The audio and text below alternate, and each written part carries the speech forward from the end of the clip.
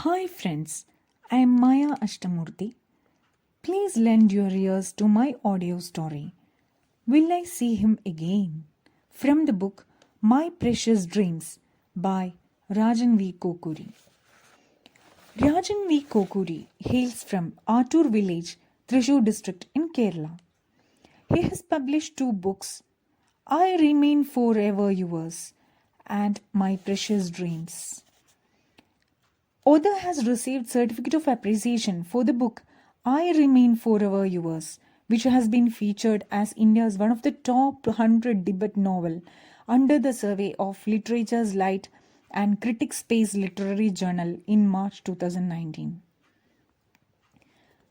Rajan has written 9 short stories in various websites. Above all, Rajan is well known among the social cultural circles of Muscat, Oman. He lives in Muscat, Oman. Author likes traveling a lot and ranks among top 10% reviewers of Muscat by TripAdvisor. So please lend your ears to the story Will I See Him Again?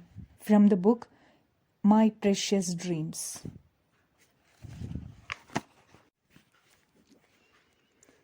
Rajan V. Kokuri's second book, My Precious Dreams, is a collection of 5 short stories. The stories unfold in Attur village in Kerala and cities of Bangalore and Dubai. Its synopsis on the childhood life of Esther years, family ties, educational and career advancement struggles, and values of great friendship. So please lend your ears to my audio story, Will I See Him Again? From the book My Precious Dreams by Rajan V. Kokuri. This is the story of a 3-year-old boy and his army father. He meets his childhood favorite uncle after a gap of 15 years. Can anyone believe a child of 3 years can remember his childhood days? The story period is from 1964 to 1978. I reached home for annual vacation after serving 1 year in Dammam, Saudi Arabia. Every vacation, I make it a point to visit my family and friends. As always, we were planning to go for Hanuman Kovil in Banazavadi. Are you planning to visit Menon uncle on the way? Mother asked me. Yes, Amma, I want to see him. Son, you must visit at any cost since his health is in bad shape. What happened, Amma? He is suffering from cancer and according to doctor, his days are numbered. Hearing mother's words, I lost the mood of temple visit and was speechless for few moments.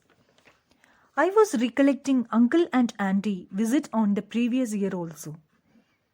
Last year we reached from Singapore and he came to see me the next day of our arrival. I always looked forward for his visit and I always felt the warmth and love of my father from him. Hearing uncle's present situation, even though I lost the interest for an outing, we proceeded in the Uber to the temple. I was silent during the travel and I slowly fell into my old memories. The war between China and India was over. The economy was affected very badly and there was huge shortage of food items. Our family was a joint ancestor Nair family and was more than 100 years old. Marumakkatayam, that is, family ruled by the elder man of the house, grand uncle. Marumakkatayam system was followed throughout in the state of Kerala. My mother only had me, 3-year-only son, and father were away in Ahmednagar serving in Indian Army.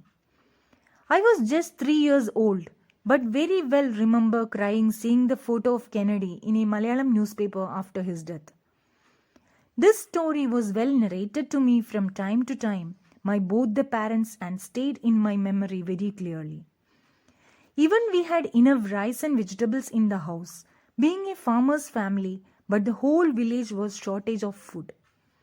My grand uncle ordered that we too will eat the food made from American wheat powder and whatever dishes which can be made from in-house made items like tapioca.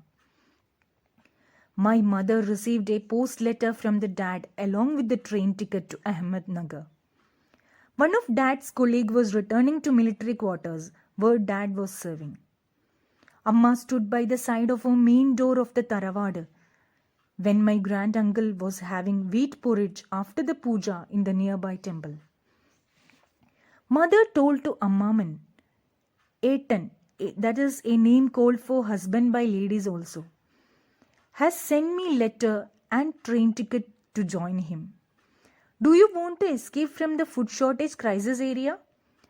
Uncle, not for that. He got quarters and wished to take us. Okay, you can go. How will you be able to go alone with the kid? One of his friends is returning with his family by same train, so they will take care. Okay, do send letter as soon as you reach and pass the message by telegram sooner you reach there. Yes, they will come by car and take us to Thrissur railway station. Okay, go and return safely. My grand uncle wished mother and I was cradling in her hands with a smile. We got into third class compartment of the train. There was an issue for allotting berth to all of us. The ticket collector was cooperative and allowed 5 of us to adjust in 3 berths. The train reached Down Junction. Lot of army personnel got into the compartment. There was hardly space to sit. My mother was sitting on the edge of the seat. Suddenly, someone grabbed me from my mother's hand. Oh, my child, mother screamed. Hello, this is me. Do not cry. My dad was the one who grabbed me. Mother was shocked and surprised to see dad in the train ahead of Ahmednagar. Dad introduced mother to his colleagues. This is Mr. Menon from Palakkad. Menon took me from the dad's hand and did not leave me down till we reached Ahmednagar army quarters. He was fiddling with my earring. It was a big relief of my mother seeing dad and his friends in train. Emergency was over. The atmosphere was demanding and extra care was required for day-to-day life. It was my 17th birthday on a cold day of January 76. Chapter 2, The Cycle Bell. I had got a job of technical trainee in a leading engineering company in Bangalore. As promised, Dad got me a second-hand bicycle for ₹80. Dev, shall we go to BRV military canteen? I heard Dad's voice and woke up from bed. I was asleep after eating the delicious food Mother made for my birthday. It was the first day of my cycle, so I followed Dad's cycle to Shivaji Nagar, where the canteen was located. We bought our items and reached the cycle stand. Suddenly, I could hear someone calling loudly, Nair Eta. We looked back and saw somebody was coming towards us walking with her cycle. He started talking continuously. Dad forgot about me also. Few minutes later, that uncle asked Dad, patting my back, Cheta, who is this? Can you guess? This is the baby you carried from down to Ahmednagar without keeping down for a second. Hearing Dad's words, Uncle came towards me and hugged me. Oh, Dave, so nice to see you. Hi, Uncle, nice to see you. Heard of you a lot. He touched edge of my ear and asked, So your earring was removed? Dad nodded his head and told, When he became 5 years, we got it removed since was joining school. Shall we pass via my quarters? Raji will be happy to see you both. Okay, sure, Dad replied. The 3 cycles proceeded to military quarters in front of Ulzur Lake. I woke up from the sound of monkeys outside the car near to the Hanuman temple. We had a good darshan and proceeded to Menon uncle's house. I was feeling happy to be in Bangalore and wanted to see him again. I wished to see him during many more vacations if God permits. I prayed for Menon uncle's health and sought blessings for him.